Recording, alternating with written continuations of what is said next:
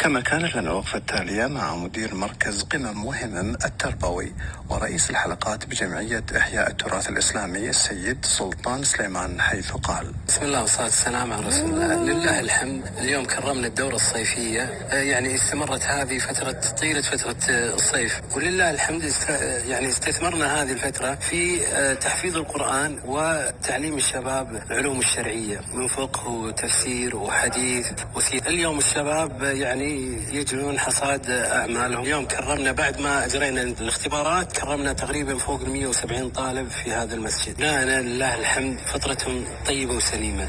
احنا اهتمينا في هذا المركز مو بس يعني على التحفيظ والدروس، أهم الصحبة الصالحة والمشاركة في المحافل يعني خارج منطقة سعد العبد الله. فلله الحمد أمس فازوا عندنا الطلبة في المركز الأول في الخطابة والدوري الثقافي وفي الحديث وفي الخطابة على مستوى الكويت في ملتقى المناطق قاموا الإخوان في جمعية تعزيز قيم. فئة المتوسط خذوا المركز الأول، ونستقبل يعني ما المركز هذا ليس يعني حكر بس على سعد العبد الله، لا المجال مفتوح ولله الحمد. ونبشركم يعني الأمور مجانية، يعني حتى من غير اشتراك ولا شيء.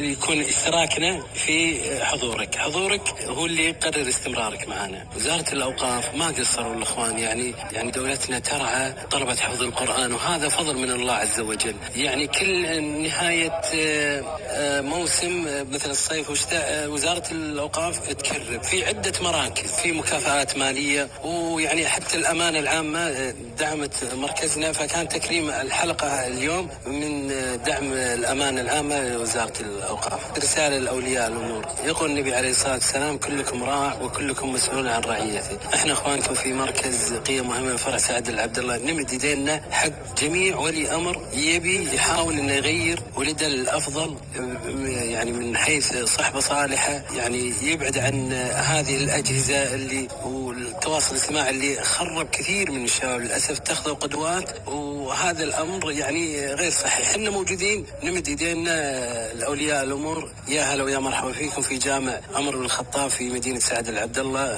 قطعة 5. جزاكم الله خير. التربوي ورئيس الحلقات بجمعية إحياء التراث الإسلامي الأستاذ سلطان سليمان. مساء الخير يا كويت.